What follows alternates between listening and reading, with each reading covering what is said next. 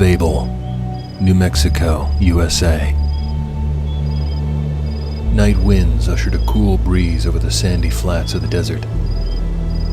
A new moon crowned the hoary fang-topped mountains, dunes ablaze with effluent gold hues, sprawling interminably.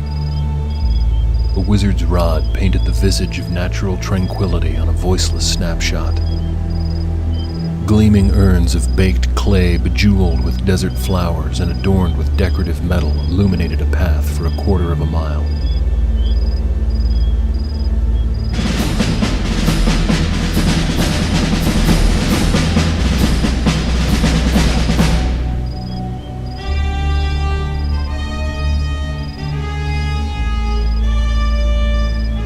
Dressed in prescribed arrays, standing behind each urn were paladins of the Order of Able, ceremonial guards. Solemn, soundless, but vigilant. Cannons fired from the top of the Tower of Tribulation, setting the sky ablaze with bursting, crackling orbs.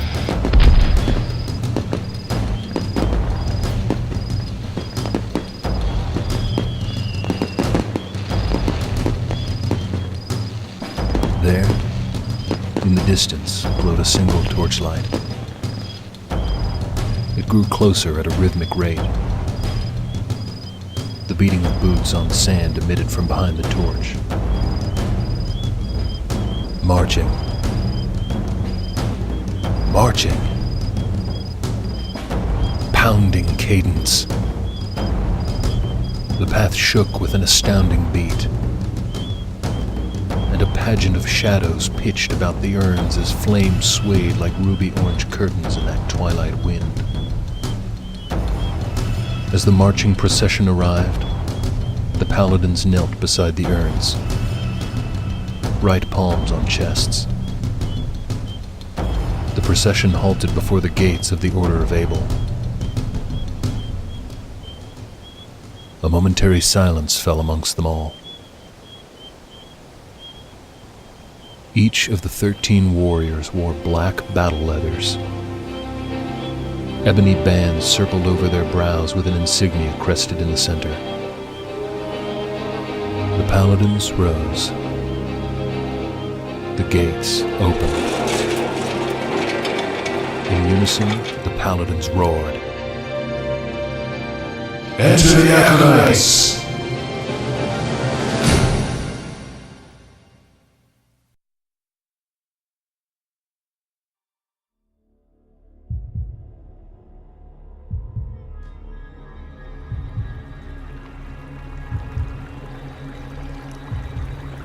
Galmoria lay with her naked backside against the enormous red shell that floated gently down the subterranean river. A single talon dipped into the hot, murky water, extending into a sickle-shaped claw before scooping out an infant Yag-Yat. The albino serpent wriggled wildly and flashed its rotary mouth lined with tiny yet gleaming sharp teeth while lashing its barbed tail. Galmoria ripped off the slashing appendage. The severed tip squirted a pus-like yellow fluid that Galmoria greedily caught in her mouth before swallowing. She slurped the rest of the writhing serpent down her throat before tossing the barbed tail tip into the crimson water.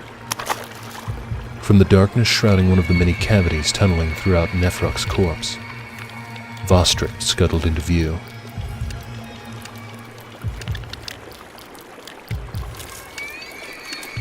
Draped in a black hooded cloak, a tall figure appeared. Two orbs sunk deep within the hood glowed with an infected purple.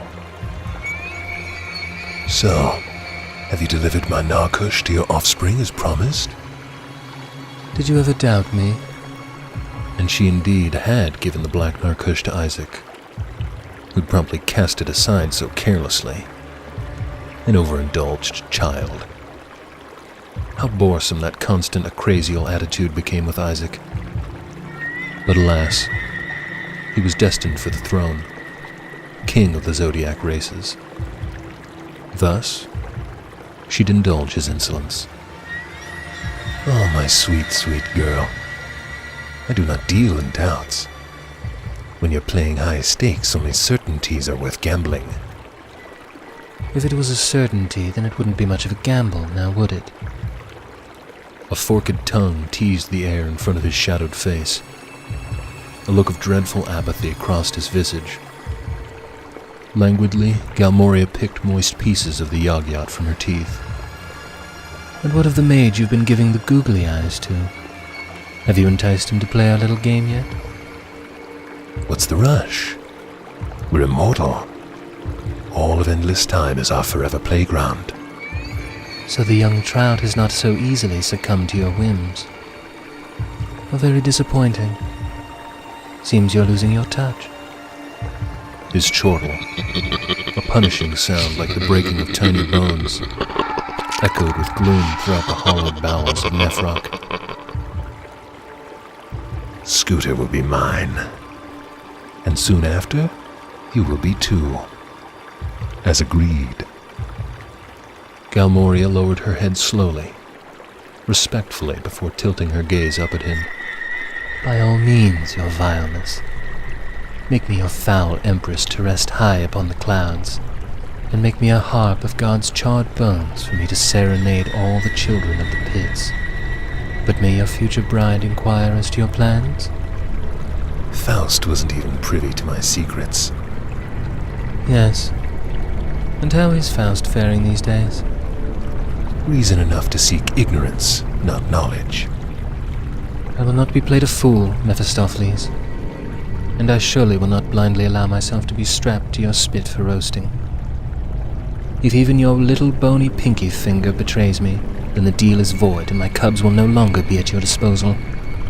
You're so fucking sexy when you think you have authority over me. Galmoria hissed and snapped her fingers. Vostrick lifted his tail, stinger erect. The tip dribbled thick black poison. The hooded figure knelt down, tilted his head to look up at the pest. Come here, boy. Vostrick inched forward. The hooded figure crooked a finger. Closer. Vostrick bent and lowered his head. He patted the insect on the head. Good boy. After reaching deep into his black robe, beyond shadows of the damned within, he held up what appeared to be a rotten peach, liquid skin sliding down the core, dried juices clinging to hard matter. But when the dark light captured the abomination in its shadow, its true origins became obvious. The fetid remains of a human fetus, gnarled limbs, and a blank baby skeletal face permanently scarred by premature death. The figure tossed the rancid thing down the corridor. With the eagerness of a puppy, Vostrick chased after it. Galmoria climbed to her feet and unfolded her wings.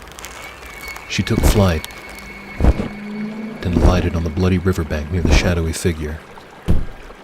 Something attacked my cub. Whatever it was, near about obliterated him.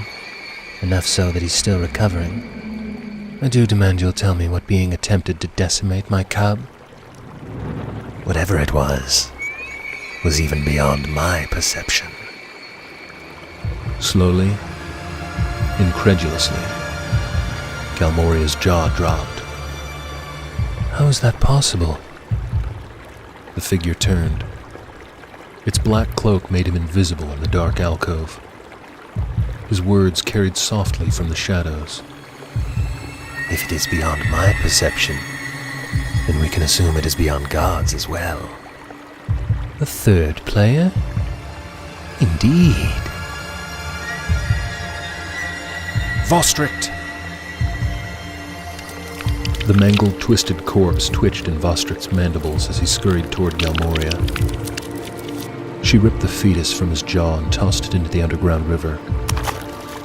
Galmoria leveled her twit of a guardian soldier with a dare you fuck with me glare. Have your Excorians attack. Now!